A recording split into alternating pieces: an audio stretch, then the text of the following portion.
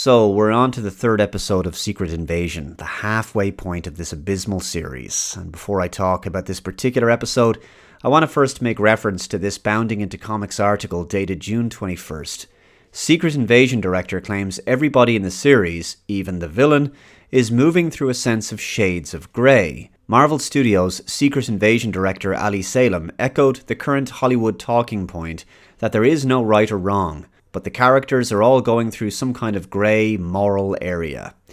And in the context of this third episode, the theme of moral grey area I think is extremely appropriate. This moral relativism from modern Hollywood being something of a theme of late.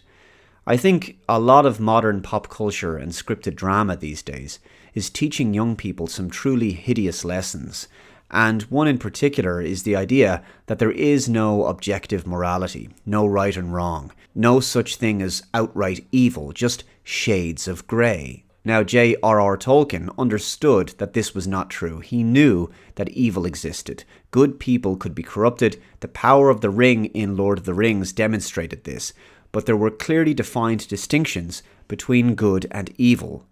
Sauron was not a complex enemy. He was quite simply pure evil incarnate, a manifestation of evil as a force.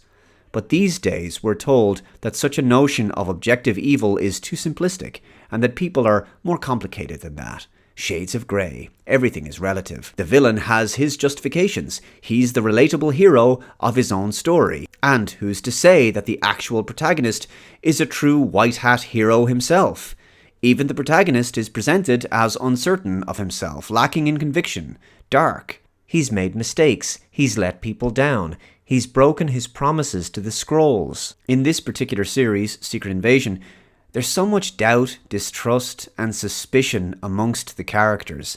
It's hard to definitively say who's good and evil, and those categories are deliberately undefined. My mother used to say the greatest trick the devil ever pulled was convincing the world he didn't exist. If people believe there is no such thing as evil, then they will be more likely to become victimized by genuinely evil people, or partake in evil themselves, because they have no proper moral framework. All too often, people hand-wave away government corruption or immoral policies and behaviours as the result of incompetence rather than outright malice. I think this is actually a coping mechanism, to be honest, and it's a form of denial.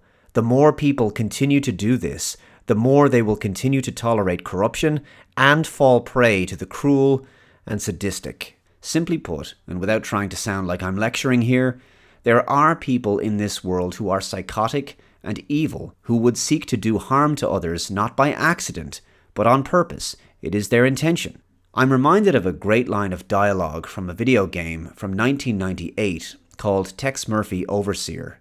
The character of J. St. Gideon, played by Michael York, is the primary villain of the story, and he becomes jaded and cynical with the state of the world and the hardships of his life and the betrayals and backstabbing he's experienced in his career.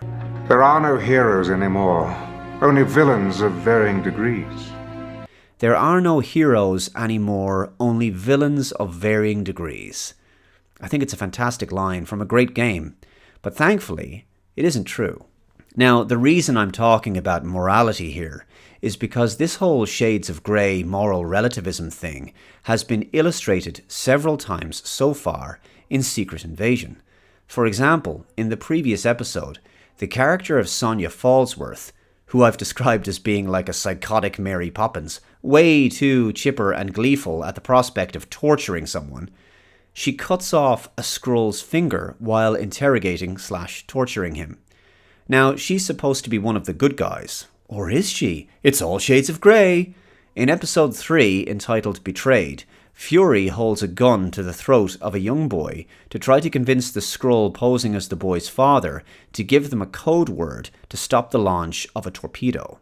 However desperate the situation may be, and I understand Fury and Talos were trying to stop the destruction of a UN plane that could have triggered World War III, this doesn't seem like the actions of an honourable man.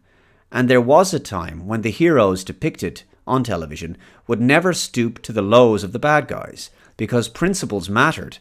This is not role model material for young people. It's also extremely dark.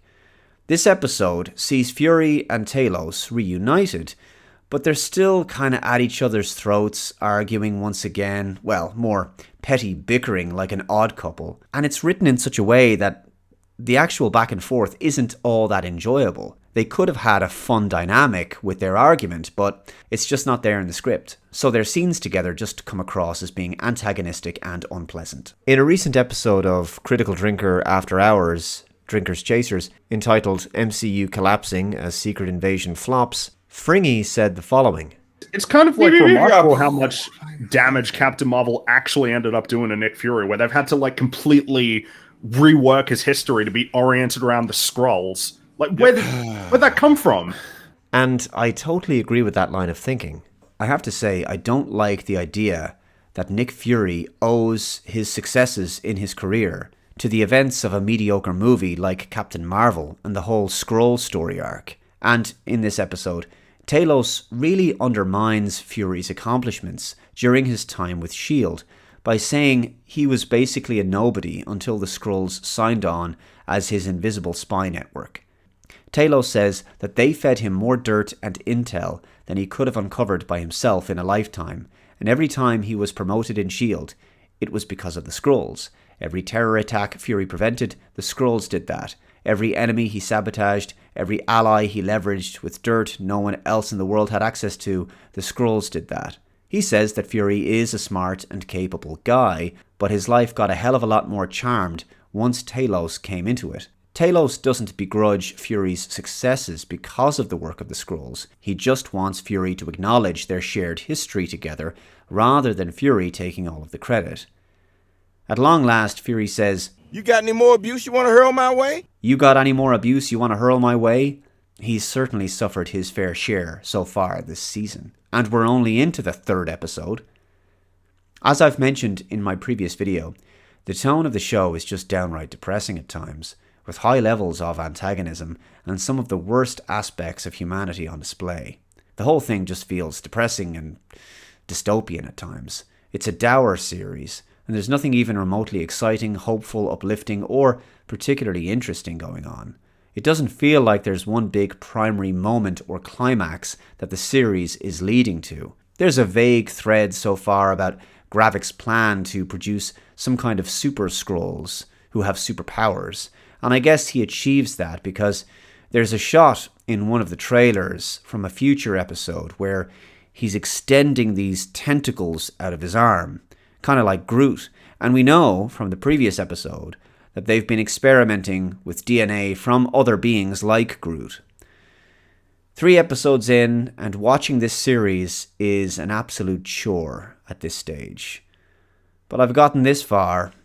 It's kind of like the sunk cost fallacy. I've done 3 episodes, I might as well stay with it now for the remaining 3. If you're not watching this series, I envy you. Thank you very much for watching this video. Please let me know your thoughts in the comments below. Take care, and I'll see you next time. Bye-bye. The Dave Cullen Show is made possible by you, my generous subscribers. If you'd like to support my work, head on over to my Subscribe star, linked below in the description box, and for a pledge of as little as $1 per month, you can help to keep the show going. I'm also doing one-to-one monthly subscriber chats. Thanks again. Take care.